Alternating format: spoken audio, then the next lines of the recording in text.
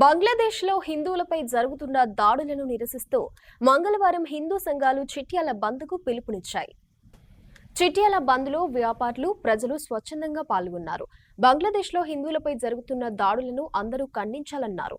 ఈ కార్యక్రమంలో హిందూ సంఘాల నాయకులు, భారతీయ జనతా పార్టీ, ఏబీవీపీ నాయకులు పాల్గొన్నారు. వివిధ గ్రామాల నుండి వచ్చిన రైతులు, విద్యార్థులు, వివిధ సంఘాల యొక్క ఆధ్వర్యంలో బంగ్లాదేశ్లో హిందువులపై జరుగుతున్న అత్యాచారాలు, దోపిడీలు, దారుణాలకు వ్యతిరేకంగా మండల కేంద్రంలో విద్యా సంస్థలు, వ్యాపార సంస్థల యొక్క స్వచ్ఛందంగా బంద్ పాటించి నిరసన తెలియజేయడమైనది. ఈ కార్యక్రమము హిందువులు బంగ్లాదేశ్ లో పడుతున్న అగచాట్లకు వ్యతిరేకంగా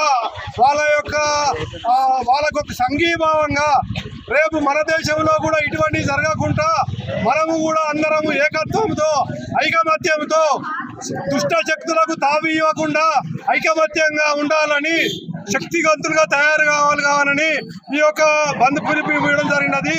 దీన్ని ప్రతి ఒక్కరు ఆలోచించి దేశంలో, మన పొరుగు దేశంలో ఒక వారం రోజుల్లో ఎంత అరాచకం జరిగిందో గుర్తించాలని ప్రతి ఒక్కరూ తెలియజేసుకోవాలని